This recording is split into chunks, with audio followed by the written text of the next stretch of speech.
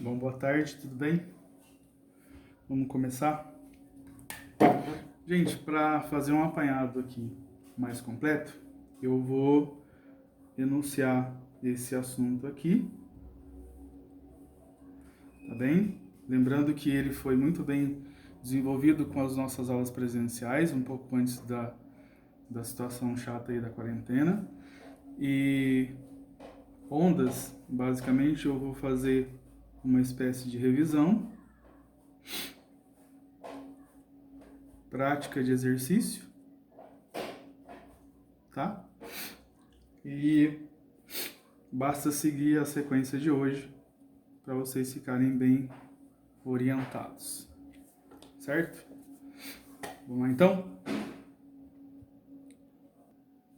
Bom, vamos lá. Então, para a gente iniciar esse assunto ondas, como já havia comentado com vocês, ele foi trabalhado numa sequência, né, em PowerPoint, na sala de aula, e nós fazemos avaliação a respeito da definição do que vem a ser uma onda, como que era entendida a chamada onda periódica, né?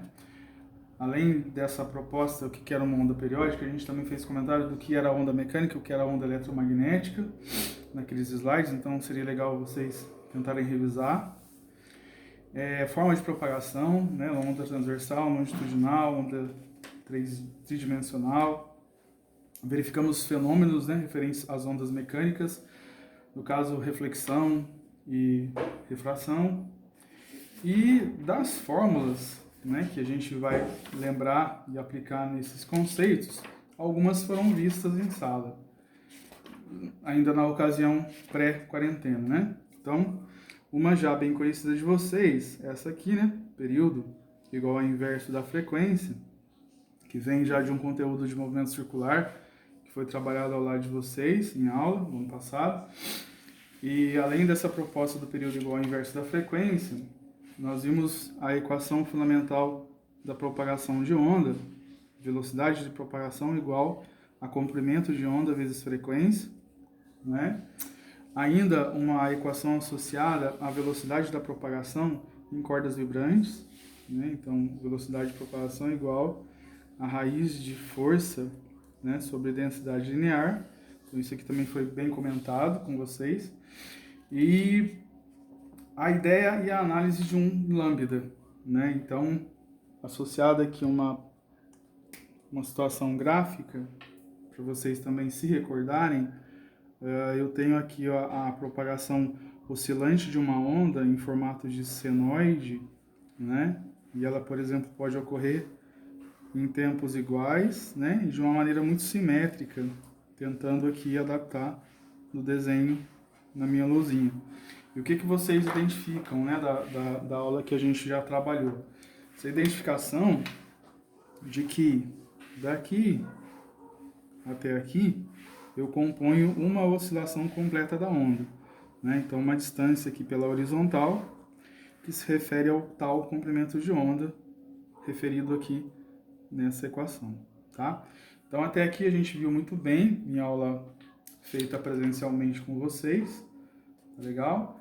Comentamos ainda sobre teorias de reflexão, refração, interferência, e também comentei a respeito da presença de uma outra equação mais associada a todo esse conjunto que está aqui, que é a equação do cálculo da frequência estacionária para cordas oscilantes, tá?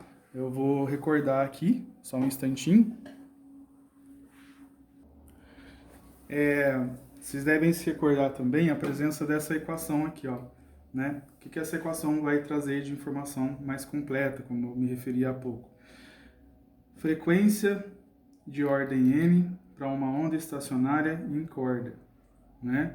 Então, esse primeiro desenho ele avalia uma configuração de onda estacionária, ou seja, ela fica oscilante dentro desse limite de amplitude o tempo todo, né? Como se houvesse uma frequência desse lado aqui e um ponto fixo para que haja reflexão. Semelhante à ideia da corda de violão, né? Então, a ordem enésima dessa frequência que a gente calcula envolve o número de ventres observados. Aqui eu coloquei dois exemplos, né, de formação de ventres em cordas oscilantes. Então, aqui eu tenho um ventre só e aqui eu tenho dois ventres, né? Então, o N, por sua vez, que aparece aqui, ele está associado ao número de ventres da corda oscilante. Esse aqui, por exemplo, N é igual a 1. Esse aqui, por exemplo, N seria igual a 2. A L, por sua vez, é a distância entre os pontos fixos, sempre, né? Então, desde a fonte oscilante até o ponto fixo da reflexão. Esse L que aparece na fórmula, do 2. E aqui a raiz quadrada, né, da força de tensão na corda e a densidade linear da corda. Lembrar que esse Mi, né, essa letra grega, ela se refere a uma constante do material da corda que implica a quantidade de massa por comprimento. Tá bem? Então, até aqui também verificamos em aula. Tá joia? A ideia para agora é a de resolver um exercício. Eu vou fazer um exemplo aqui para vocês terem uma noção, tá bem? E vamos lá. Então, gente, continuando aqui, o que eu fiz? Eu citei a presença de um exercício 6, tá? Aqui, ó, a resolução dele, tá bem? Na página 47. Mas vem cá, ô Langão, qual que é essa página 47? Então, é o que eu havia comentado há pouco, na hora de produzir essa aula, né, com um dos representantes de sala. Será enviado um conteúdo. Esse conteúdo ele é de um livro conhecido nosso que já usamos no Cotec. Então, a página 47 desse conteúdo, que vai para o terceiro ano, tem um exercício resolvido. Então, eu vou comentar a resolução dele aqui só para vocês terem uma noção de cálculo. Tá bem? Então, ele se apresenta na página 47. O exercício proposto é o número 6. Então, só para averiguar, vocês vão perceber que há uma leitura, tá bem? E aí eu vou rapidamente aqui mostrar o exercício. Ó, é isso aqui. Deixar a câmera focar, né? É um exercício resolvido, tá bem? E faço a leitura e comento com vocês a resolução. Então, assim, a figura representa uma configuração de ondas estacionárias numa corda de densidade linear. Então, ele dá a densidade linear dessa corda, tá bem? 0,012.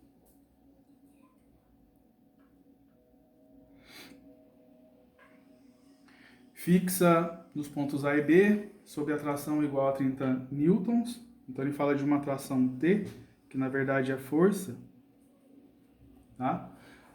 A distância entre as extremidades é de 0,5 metros. Então, ele ainda cita o valor de L, 0,5 metros.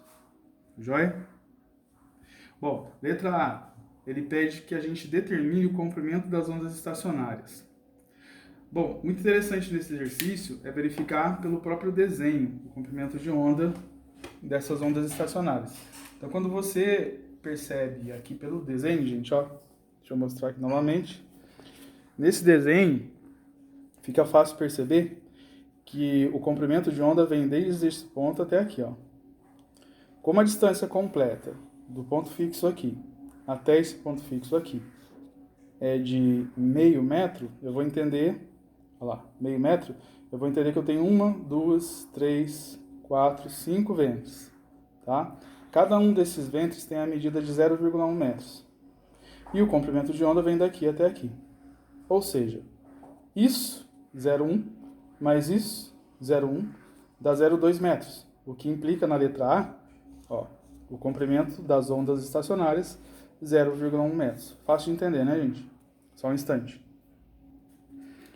Então, como vocês podem perceber aí, o lambda ele é 0,2 metros, mediante a avaliação gráfica do exercício. Ó, eu percebo que nesse desenho aqui, esperar a câmera dar uma focada.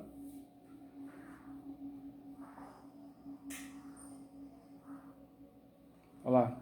Eu percebo que nesse exercício, então, pela análise do desenho, eu já percebo 0,2 como comprimento de onda. Desde aqui, gente, ó, até essa posição aqui, ó. Tá? Super tranquilo a letra A. E ele pergunta na letra B a frequência das ondas estacionárias. Então, vocês já percebem aqui A, o lambda, pela avaliação do próprio desenho, né? E, só um instante.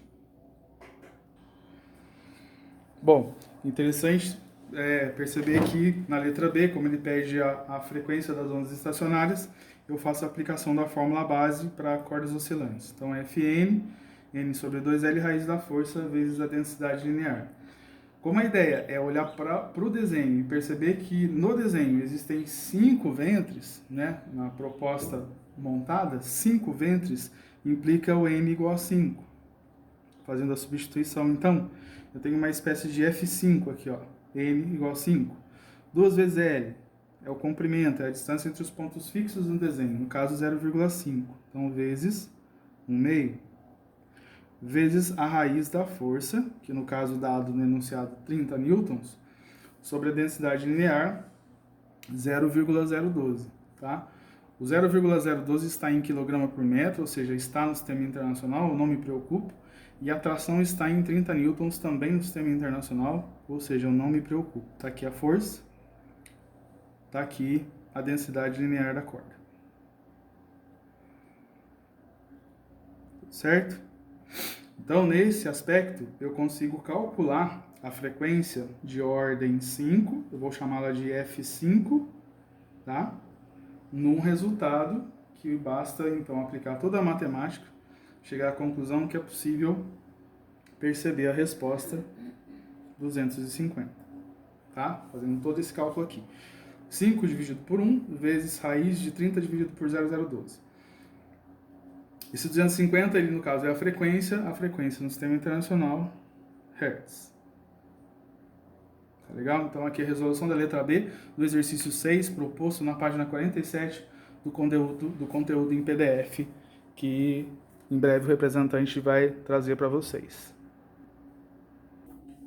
Bom, aí ainda nesse exercício nós temos a letra C, que eu vou constituir aqui a resolução ao lado de vocês. Essa letra C, ele questiona se a frequência, aliás, C, a frequência da fonte excitadora. Eu cheguei na letra B com o valor da frequência de 250 Hz, tá? Então, quem produz essa frequência de oscilação na corda é a fonte excitadora, que por sua vez traz o mesmo 250 Hz de oscilação, tá? Então, a letra C, eu concluo pela letra B que a frequência da fonte, vou chamar de frequência F, será da ordem de 250 Hz. É o que a fonte excitadora produz na corda. Legal? E mais, na letra D, ele questiona qual é o valor da frequência da fonte excitadora para a corda oscilar apenas na frequência fundamental. Tá legal? Então, assim, ele deseja que nós coloquemos o sistema na frequência fundamental. O que é a frequência fundamental, Lagão? Gente, vocês se lembram, a frequência fundamental é a frequência de ordem 1, para um ventre só. Então, de certa maneira, eu posso pensar assim, a frequência que eu desejo, ó, tem uma determinada ordem. E essa frequência, nessa determinada ordem, por exemplo, 5, que é o caso do exercício, ela meio que advém sendo múltipla da frequência fundamental F1. Todo sistema oscilante, gente, possui uma frequência fundamental, ó, F1. Deixa eu arrumar esse 1 aqui que ele tá feio. Ó, F1. Esse F1 aqui é a frequência de ordem 1. Um ventre só. Uma só configuração de ventre. Então, o que a gente vai perceber? Que se eu desejo procurar a frequência fundamental na letra D, eu quero esse menino, tá? E lembro que a ordem 5 é referente ao 250. Ou seja, basicamente calcula assim, ó, Fn 250. Legal, mas o 250, qual é a ordem dos ventres? 5 ventres.